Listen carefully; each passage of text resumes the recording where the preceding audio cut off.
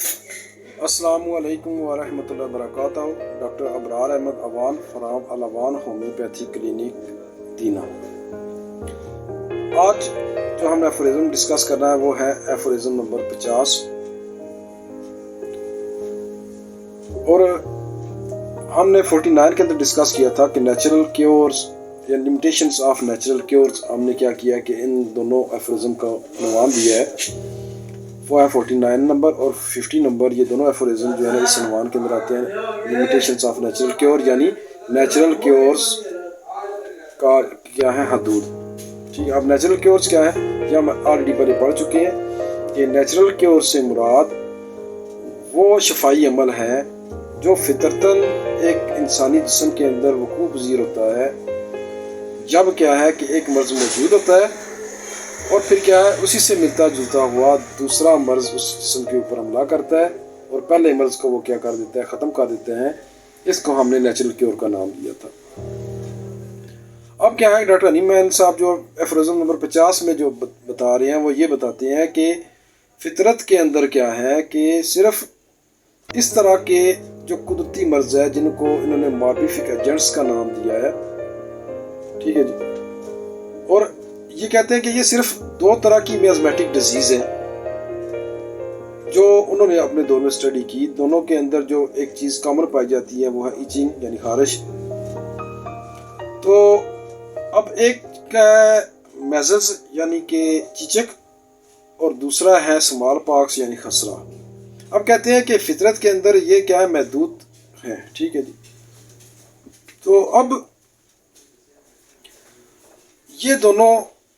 مرض جو ہے وہ کیا کرتے ہیں بطور ریمڈی اس وقت کام کر رہے ہوتے ہیں جب کیا ہے کہ پہلا مرض ان کے بالمثل موجود ہوتا ہے، تو پھر یہ جب اپنا حملہ کرتے ہیں تو یہ بطور ریمڈی کام کر رہے ہوتے ہیں، ٹھیک ہے، اور پہلے مرض کو کیا کر دیتے ہیں، ختم کر دیتے ہیں۔ اور اس طرح کیا بالمثل کا قانون وقوع پذیر ہوتا ہے ایک انسانی جسم کے اندر، اور وہ پہلا مرض جو ہے نا وہ کیا ہے بالمثل کے قانون کے تحت ختم ہو جاتا ہے۔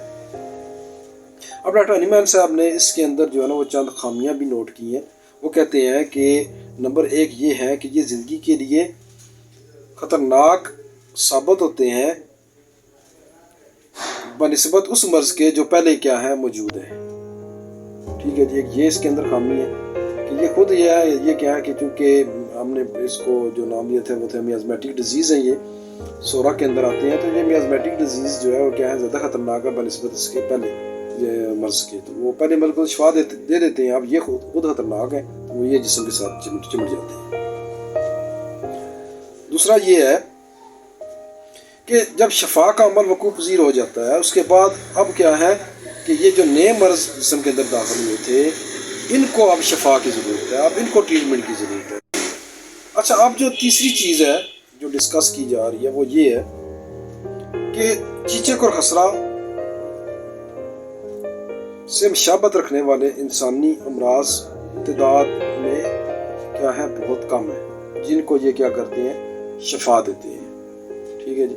اب ان سے ملتے جلتے جو مرض ہیں ان کو تو شفا ہو جائے گی،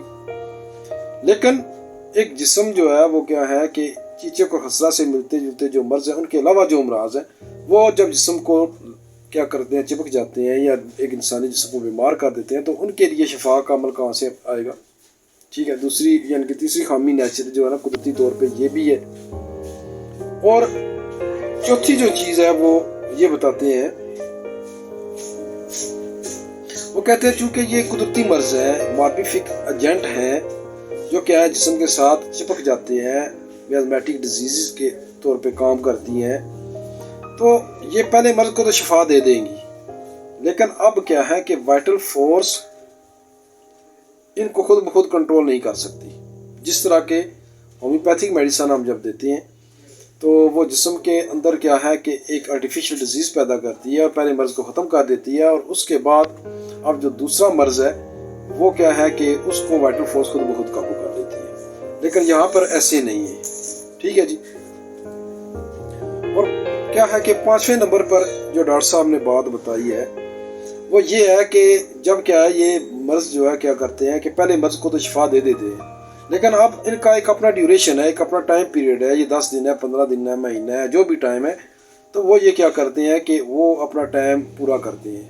تو یہ جو ٹائم پورا کرنے کا پیریڈ ہے یہ مریض کے لیے کیا ہے خطرے کا باعث ہوتا ہے. تو بجائے اس کے وہ اس کو شفا پہلے مرض سے تو شفا ہوگی لیکن اب دوسرے مرض سے وہ کیا ہے وہ شفا اسے نہیں ہوئی تو وہ اب کیا ہے کہ اس مرض کا جو ٹائم پیریڈ ہے اس کی اذیت سے اسے گزرنا پڑے گا اگر اسے شفا نہیں ہو پا رہی. تو ڈاکٹر صاحب نے یہ جو 4-5 قوانین ہیں ان کو واضح کر کے ہومیوپیتھی کا جو بن مثل قانون ہے اس کو مزید انہوں نے کیا کیا ہے واضح کیا ہے. جزاک اللہ خیر، بہت شکریہ جی.